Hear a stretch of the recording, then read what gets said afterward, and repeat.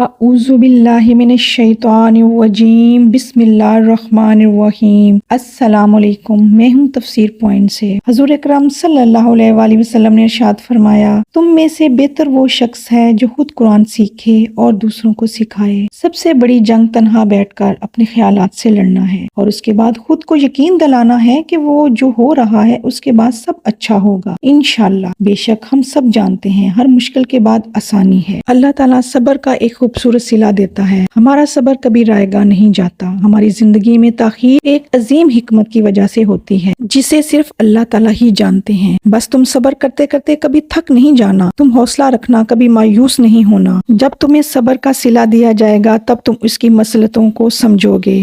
بس اپنے معاملات اللہ تعالیٰ کے سپرد کر دو اور اس کی ذات پر بھروسہ رکھو۔ صبر کے پیچھے ہمیشہ خوبصورت چیزیں چھپی ہوتی ہیں، بس تم اللہ کی خاطر اس کی محبت کے لیے صبر رکھنا، کبھی حوصلہ مت ہارنا۔ حضور سرور کائنات صلی اللہ علیہ وآلہ وسلم نے خود ارشاد فرمایا کہ میں وہ رحمت ہوں جو اللہ نے اپنی مخلوق کو بطور تحفہ دی ہے۔ میرے قلب کو بھی نصیب ہوں تیرے داد سے وہی نسبتیں، وہ جو عظمتیں تھیں اویس کی، وہ جو رابطے تھے بلال کے۔ سبحان اللہ۔ جی دعا ہے آج کے بابرکت دن کی برکت سے ہم سب کو ہمیشہ تندرست، صحت مند، لمبی عمر، لاکھوں خوشیاں نصیب فرمائے۔ ہم سب کو اپنے والدین کی خدمت کرنے والا اور ان کا فرما بردار بنائے، آمین۔ جی ناظرین، اب ہم سورۃ بقرہ کی آیت نمبر 93 اور 94 کا ترجمہ اور تفسیر بیان کرتے ہیں۔ وَإِذْ أَخَذْنَا مِيثَاقَكُمْ وَرَفَعْنَا فَوْقَكُمُ الطُّورَ خُذُوا مَا آتَيْنَاكُمْ بِقُوَّةٍ وَاسْمَعُوا قَالُوا سَمِعْنَا وَعَصَيْنَا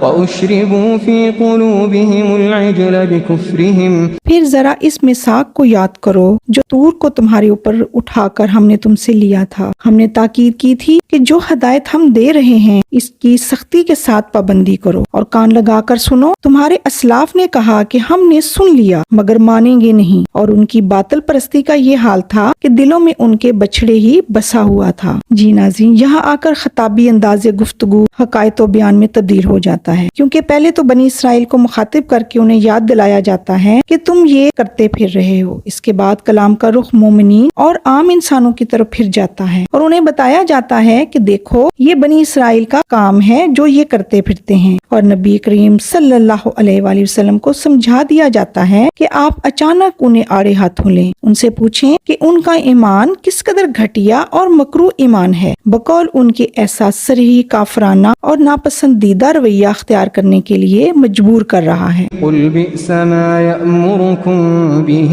إِيمَانُكُمْ إِن كُنتُم مُؤْمِنِينَ۔ کہو اگر تم مومن ہو تو یہ عجیب ایمان ہے جو ایسی بری حرکات کا تمہیں حکم دیتا ہے۔ قرآن کریم کی یہ وہ مصورانہ تعبیریں کس قدر گہری سوچ و بچار کی مستحق ہیں۔ یہ کہ انہوں نے کہا کہ ہم نے سن لیا مگر مانیں گے نہیں، اور یہ کہ ان کی باطل پرستی کا یہ حال تھا کہ دلوں کو بچھڑا پلا دیا گیا تھا۔ انہوں نے کہا ہم نے سن لیا لیکن پہلے ہی سے یہ کہا کہ ہم مانیں گے ہی نہیں، فوراً انکار کر دیا۔ سوال یہ پیدا ہوتا ہے کہ اگر ان کا ایمان یہ تھا کہ جو پہلی کتابوں میں آیا وہ اس بات کی تصدیق کر رہا ہے، تو وہ انہوں نے فوراً کی سانس میں کس طرح باتیں کہہ دیں کہ ہم مانیں گے نہیں، اور در حقیقت یہ خاموش، موقف اور حقیقت واقعہ کی حقائقی تعبیر ہے۔ انہوں نے اپنے منہ سے تو کہا ہم نے سن لیا، لیکن اپنے عمل سے انہوں نے یہ ثابت کر دیا کہ وہ مانیں گے نہیں، کیونکہ عمل ہی دراصل زبانی تکلم کو معنی بناتا ہے اور عملی قولی اظہار سے زیادہ قوی ہوتا ہے۔ واقعاتی صورتحال کی اس تعبیر سے دراصل اسلام کی اس ہماگیر اصول کا اظہار ہوتا ہے کہ عمل کے بغیر محض باتوں اور زبانی جمع خرچ کی اسلام میں کوئی اہمیت نہیں ہے۔ اسلام میں اصل اعتبار عمل ہی کا ہے۔ واقعاتی حرکات اور الفاظ کی تعبیروں کے درمیان عمل ہی اصل میں رابطہ ہے اور فیصلے عمل پر ہی کیے جاتے ہیں۔ دوسری تعبیر کہ یہ ان کے دلوں کو بچھڑا پلا دیا گیا ہے بڑی ہی سخت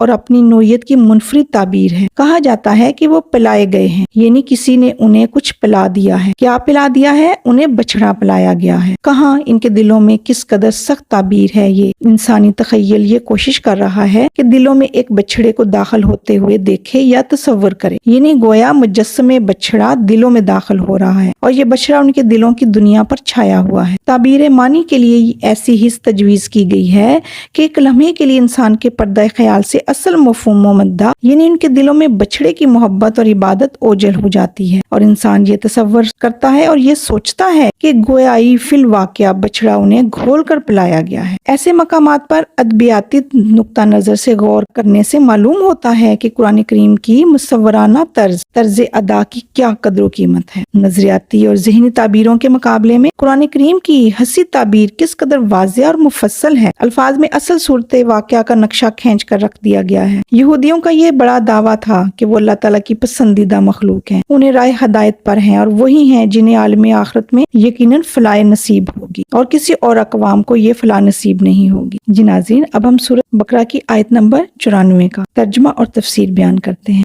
قل إن كانت لكم الدار الآخرة عند الله خالصة من دون الناس فتمنوا